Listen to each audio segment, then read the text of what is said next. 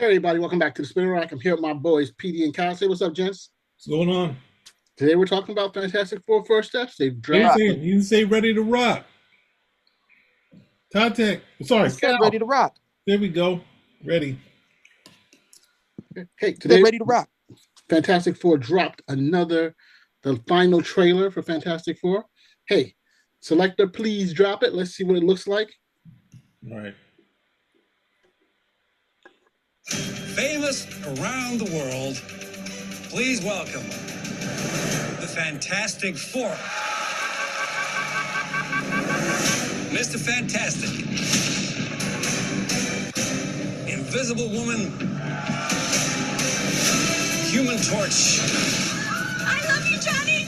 And the Thing. Hey, what time is it? Say the date. That's not really something I say. It's clobbering time. That's just in the cartoon.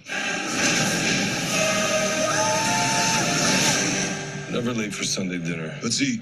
Hey, what time is it? It's dinner time. Get inside.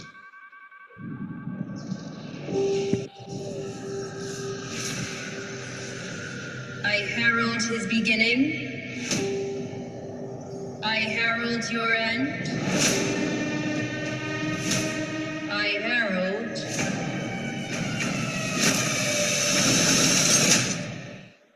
Galactus. What is that? Get us out of here, Ben. Come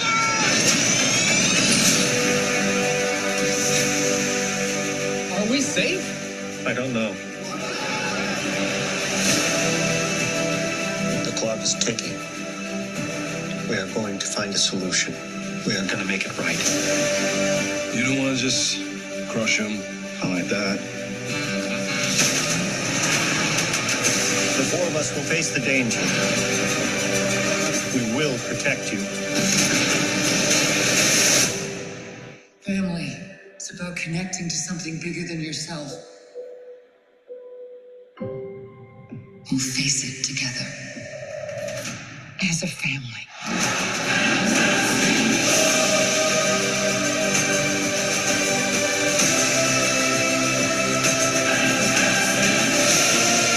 What time is it, Ben?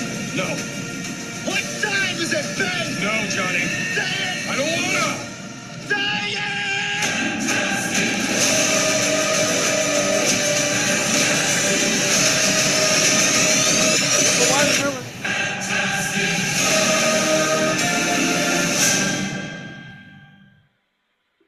Wow, what can I say? I I don't know what to say. Let's just start off with some basic facts here. This is clearly in an alternate world. Do we all agree? Yeah, that's been established. Okay, just want to make sure we're all on the same side. Yes. Franklin is in the movie. So she announces at the beginning that she is having a baby. I don't know if it's Franklin or another one, but Franklin is a game changer. So I don't know Why? what to. Why is that a game changer? Because Franklin is the most powerful mutant in the universe, right? Not as a baby. True, but the point of the matter is Franklin is there, and anything can happen. So Okay. I don't know. Hey, so before we get into it, let me pass the ball on to PDP. What is your take on this? Give us your heads up on the trailer, and after that, Cal, let's get this going. What? Who you just handed it to sense. him. You handed it to him. Go ahead, PD. The thing is this.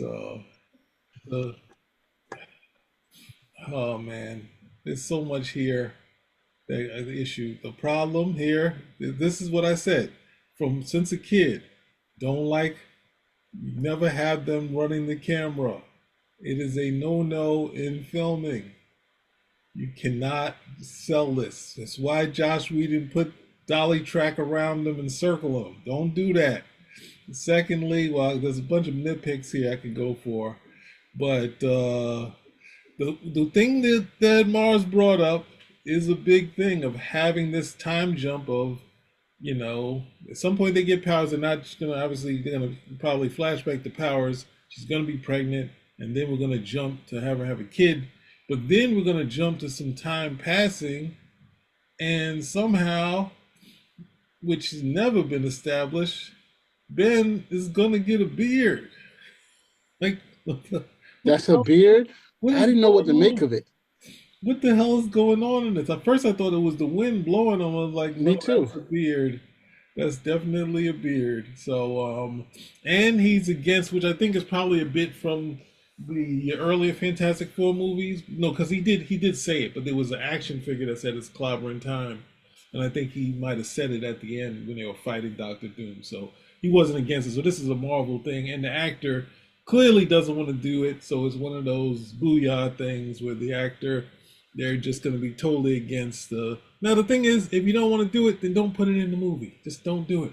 But they're going to play that up. So the hard part is Franklin, and I have to go to what Mars is saying, is that Marvel likes to point out the connection between Galactus and Franklin. I see no, I see no connection. And as a kid, I was big on Franklin joining the X-Men, and that's just some plot nonsense. You can't give the things what people want.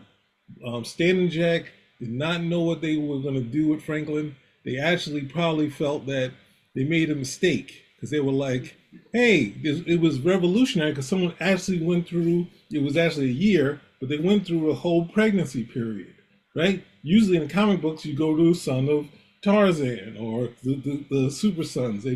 You don't show the actual pregnancy. And Sue went through the pregnancy, but it took her out of the book. And then next thing you know, they realized, wait a second, all the fans love Crystal. Our plan wasn't to get rid of Sue. Our plan was to have her do something new and interesting. And we've run it into the ground. So then they sidelined the baby because they didn't name the baby till a year after that. So after the baby's born, the baby's gone. And then after Stan and Jack is on, that's when they finally started showing a little baby with power because he had his head, he had to be shut off. He stopped Ultron. He did some things. He was saved the day when the FF get beaten up. And then finally, after being a plot device, his powers are under wrap for a long period. And then, of course, people said, "Hey, he made the Heroes Reborn universe.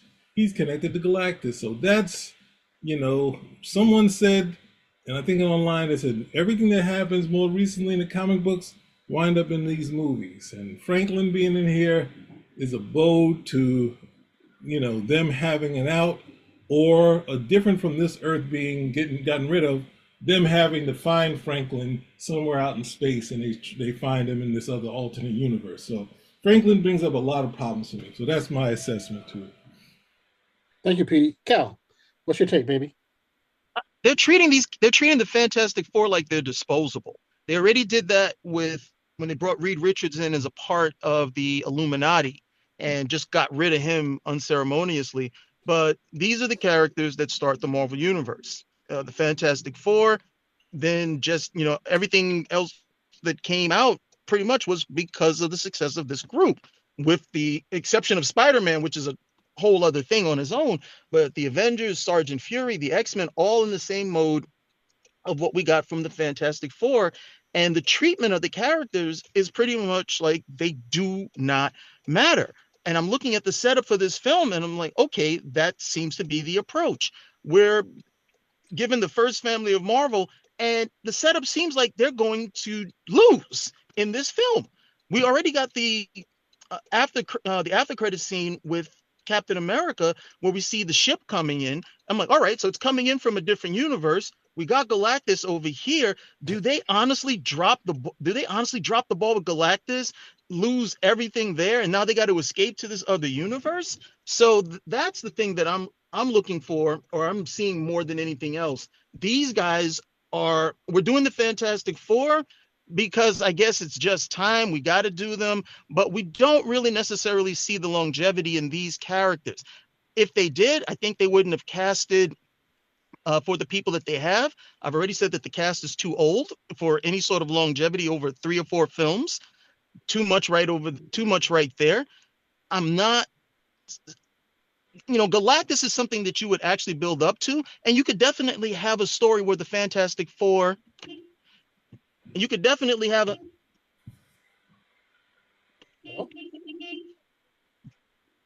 sorry. You could definitely have a film where the Fantastic Four don't win. I just don't know if that works with their first film coming out of the gate. And of course, we'll get a montage of look how successful they've been. But our experience, our full experience of them would be them losing. The Avengers had, two, two good films in the can, okay, before they met a challenge that, really pressed them, and they ended up not being successful the first go around. It looks like we're gonna get that in the onset with the Fantastic Four. So yeah, I mean, aside of the other things where, of course, I could have a go at Ben having a beard. That's ridiculous. Uh, Franklin may or may not be an issue. Depends on what your feelings are about the character historically. But in terms of the treatment and the approach to the Fantastic Four, for me, it's apparent. These characters are overwhelmingly, for the people in charge, just disposable, and they're not treating them with the importance that I think the Fantastic Four should be regarded with. But that's also because they just decided the Fantastic Four was good for mining their villains, and we can just use Doctor Doom. We don't really need these guys. So at this point, I'm just not liking what I'm seeing. I'm still going to see the film, but I'm just not liking what I'm being shown so far. This is where I have to, I have to kind of agree with you. My expectations are low. Probably that's what I have to say. And the fact of the matter is that, look, and I know why they didn't go with Doom. Well, they're doing the whole Doom, in the multiverse and the Avengers movies and stuff like that. So Doom has been put out to that to handle that. They have to have a big bad, and I guess that's also why they keep Mephisto in reserve, because they're figuring they're going to have to end up getting the devil eventually. But here it's a lot to take in at one time. And Galactus is no joke. And I don't know if they got into the level where they can handle Galactus. I think in one of the Fantastic Four stories I remember reading, they didn't defeat Galactus. In fact, I think it was the first one, right? When they got the Ultimate Watcher, the Ultimate, when the Watcher helped them to stop Galactus. My assumption is the way this looks, and the fact that when we see Thunderbolts, their spaceship is going into the Thunderbolts universe, is that whatever happened, they got defeated or they lost, and this is how they survived. So if we're coming from that premise, it's not going to work, right? So, I mean, you want to see a movie with the hope that, hey, we're going to stop something, but if we're already starting seeing that they're running away, and this is basically us going back and explaining how it happens, I don't know. And so it's a throwaway Fantastic Four. Is this really going to be the Fantastic Four? This is what I'm trying to say. It doesn't seem as though they're really building this Fantastic Four to really be the Fantastic Four that will really carry the torch for the Fantastic Four team. Like you said, they're going to become disposable, right? They do show up in the Avengers. What is it? What is it called? They're calling it right now. Avengers movies. Doomsday. But just like how many of the Patrick Stewart X-Men are not probably going to survive, I don't think these guys are going to make it through. Probably they bring back Krasinski. Who knows? But stop it. I'm just saying. But if you feel the characters are not going to survive, that's not a good thing here. That's my. He's saying they're not going to survive in Doomsday. They're going to lose here. Then they're going to lose here in Doomsday. Pedro Pascal is too big of a star. He's in everything. He's in Mandalorian, The Last of Us, all big properties. He was just in a movie with Captain America just recently. That doesn't mean he gets killed, though. That doesn't mean. No, I'm just saying that I don't think the actor can be in everything at once. That's my point. Yeah, I don't think he should be cast. He looks like everybody. He can't look like everybody and look like the character in what's the name in Wonder Woman also. So yeah exactly. Too. But I would say that the hard part is that there's things that happening with the Marvel villains where you can see it with the last Guardians of the Galaxy, where who is it? The High Evolutionary could be the person on the fence. He can be seen as a villain since he created some villainous characters, but ultimately he was on the line of possibly being a very compelling sort of villain. Same like Galactus, where Galactus at some point saw the Fantastic Four as his friends, even though when it came down the line, at some point he needed to eat. So, but he still considered the FF his friend. So as much as anyone could be friends with Galactus. So these sort of different villains, but to us, the only compelling villain that they can see is Magneto, because he's a mutant, and mutants were persecuted, and he was in the Holocaust. So we can see that introducing the concept of Galactus being neither good or evil. I don't think the movie people have, the Disney and Marvel people don't have time for that. You got a nice big, bigger they are, harder they fall, or the bigger they are, the Fantastic Four are, the harder they fall in this movie. So, but they'll have a villain that they can bring to the Avengers, and then have everybody fight fight Galactus and win, and then they're standing over him, and it's like the whole concept of the character is gone, and the whole concept of the Silver Surfer coming, because Silver Surfer doesn't even talk about, he is a herald. He doesn't talk about, I herald Galactus. He just comes in and says, hey, this planet works. Shines the light to Galactus, and then the thing hits him. So he's really, not really thinking about anything. He's just thinking of a world that would work for Galactus. And it's only when he's knocked down, he runs into Alicia, where he talks about it and says, this eating stuff, everything gets turned to energy. And that's the thing that they try to put through in the story. Not to have this destructive force, because in truth, when he came on the planet, he wasn't really that destructive. Even when the Fantastic Four hit him, well, he didn't even fall. He levitated. So they kept this air of, even though he was there to eat the planet, he wasn't there to just stomp around and be destructive. But of course, it's a movie. It's a Hollywood movie. Just like anything, you always have the cause and effect. So I can't fault him for that. But it's just like understanding what the concept is. The concept is a character where Stan and Jack kind of had him at God level. The mystique was Stan turned to Kirby and said, let's have him fight God. And then they said, and Kirby said, someone as powerful as Galactus should have a herald, someone that goes and searches for worlds. So they were going for the end of the world. They were going for them meeting this godlike creature, and at the same time, God, with the Watcher's help, sees something in these creatures and says, "Hey, Galactus isn't just upset that he won. He's like, you let these small creatures have the ultimate nullifier. Like you put this in this, like you put that in the hand of like an insect or a smaller creature, and then they're like, nope." And then they have to give the ultimate nullifier to Galactus, one who's been threatening them. And it's like, nope, Galactus is beyond good or evil. So it's like that part of the concept, which is a hard thing for people to take. And it's too easy to turn him into, a tough villain. And the same like the High Evolutionary, where they made him into a simpleton. He didn't even turn people into creatures. He had Rocket do that. So we lost a lot of people. I think people I know were saying how, oh, this is better than Kang. He's much better. And I'm like, come on, they turned the villain to one note. He's just screaming and yelling, and he's not even smart.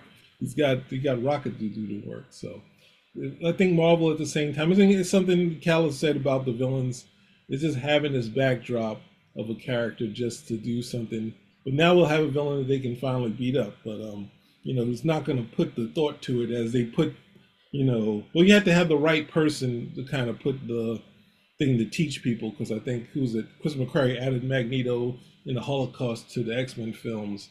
And that, you can't get away from that anymore. So, you have to have someone to put it in the script, and they kind of, in a way that they can get. But it's kind of hard to get good or evil with someone who's trying to eat the planet to the straights, or the normies, as people say.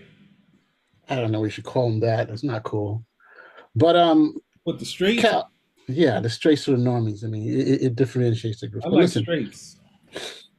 So, what do you guys think of the Silver Surfer? I know people have been dissing it a lot, but it's just trash. I keep looking at it and it's pretty trash. Bad. Trash. Cal, trash. Come on. So trash.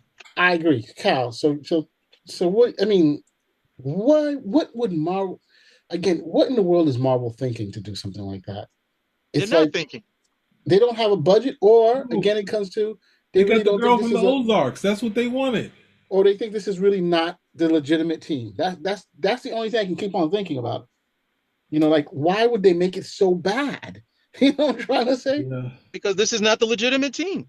Yeah. Well, they're stepping up the graphics as it goes. It's not going to be much better, but you can see they added a little more touches to this Silver Surfer.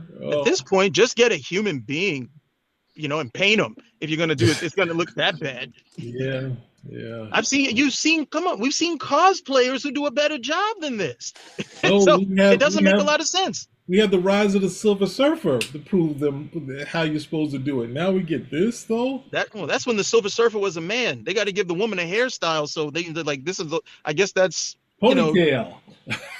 No, because they wanted to give her a hairstyle, but instead of giving her hair, like actual flowing hair, they want to make it like it's silver, like hairspray or something. So her hair's like stuck in that particular thing, as opposed to just letting it be free flowing, because they're not thinking. Well, she was a humanoid in whatever planet she was from, and ultimately they've it would really be tough if it's like the spec story that Byrne had, where he had a herald from Counter Earth. This is a Frankie from another Earth. I'm gonna be. It'll basically be the plot that they had for the third movie that they were planning to do. But anyway, yeah, it's they've added some things to it, some bells and whistles, but it's not looking good at all. It's not like T2 was the early Formula Tech, and that was amazing. Then you had the rise of Silver Surfer, and now we still is. Down.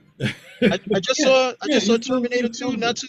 I just saw Terminator 2 not too long ago. Those effects hold up. Yeah. So it's saying a lot that those effects hold up. And when I look at this, I'm like, no, this is trash. The other thing is the movie. I'm not sure how much time is going to transpire in this movie. Because I'm gonna sort that we're gonna see we're gonna see the Fantastic Four as old people going into space for the first time, and then we'll see that they had a career, and then they'll be on the show. Sue will be pregnant, I guess, in real time when the actual story starts, and Franklin looks like he'll still be more than a newborn at some point in the movie, which means they're probably going to know the Galactus is coming. And they're going to have, like, I suppose, all this time to try to do something, and I guess fail time after time after time after time until finally they just have the ultimate failure. And that will be the new movie. Like, see, we did something that hadn't been done before. We show you the heroes, and even in the first time, these guys are just not ready for prime time. Well, let's look at this other trailer while we're still here. This is what they're going. This is the plan for the movie. This isn't for us adults. This is why Herbie is here, to sell to the kids. We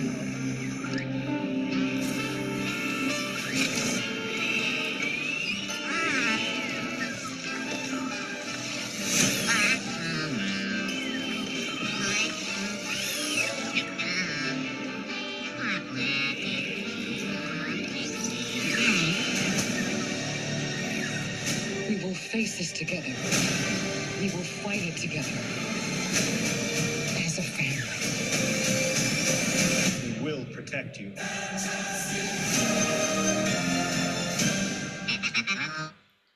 So they're selling you the kids, right? You go in there, and what do you pay?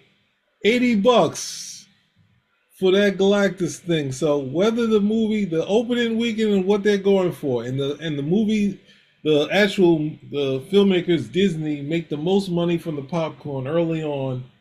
This initial thing with this being $79 and forcing the parents to buy their kids this helmet, this helmet popcorn bucket is what they're planning. They're selling right to the kids and saying, hey, get your parents to get you that bucket for the opening weekend. So whether it's good or not, they're banking on this opening weekend and selling with Herbie to the kids. I didn't see why Herbie was in here, because Herbie really didn't, and I was a kid when I first saw Herbie. I was 8, and I was not happy with Herbie at all. So I already saw the 60s cut in reruns, and the new Fantastic Four I was really happy to see, and I'm like, no Torch, and it was dull. So we have this, we're selling the kids on Herbie, or a Rosie as I like to say, and this will get them their most amount of money to be like, hey, take the money and run. Go to the kids. They sent right to the kids and say, go out there and force your parents to buy the toys, because that's what the second movie was trying to do too. I think they lost their focus because they did the Fantastic Car, and they made this big deal on the second movie about the Fantastic Car, and they missed the boat. That's not the climax. Even though otherwise the movie was okay, they really had a climactic moment. It's leading to, I got a car, and it's like, oh, this is what you're supposed to do, because they knew they was trying to sell a car, and I'm pretty sure they didn't sell many cars. They probably sold more Silver Surfer toys than they did this, but they're selling you the Fantastic Car, Herbie, and that bucket. So maybe they'll make their money off a lot of this other stuff. So, in my opinion. Any final thoughts, Kai? I'm still gonna see it, but I don't know. They brought out another trailer, and I was more hopeful after that.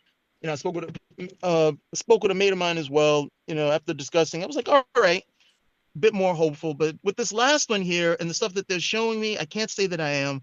I really like the Fantastic Four. So this treatment, I just don't see it as very favorable. And without the aspects of the team, the family dynamic, the characterization that makes the Fantastic Four what they are, I just don't see that audiences will regard them more than just the passing thing. And I believe the team is a lot more than that.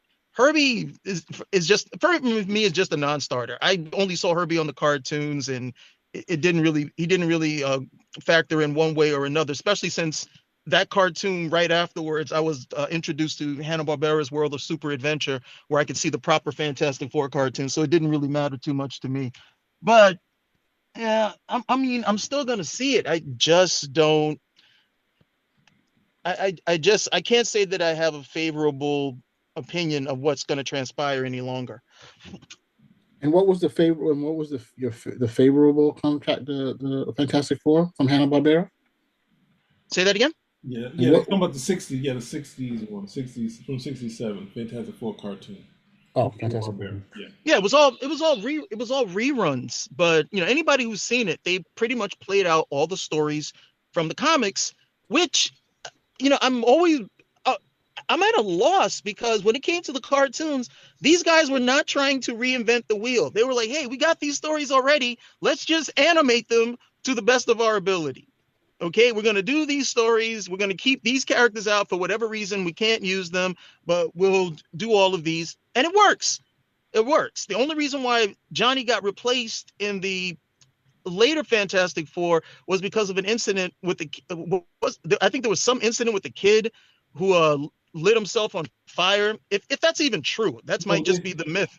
There was a myth of that. It was that they just licensed the torch out somewhere else. Yeah, so you know so that was the only reason why he didn't appear. And then when we get to the '90s, the Torch is back. So for me, like, Herbie becomes like a Scrappy Doo, where it's just like, hey, everybody listed like, serving up on the character, and he wasn't. Scrappy Doo's different.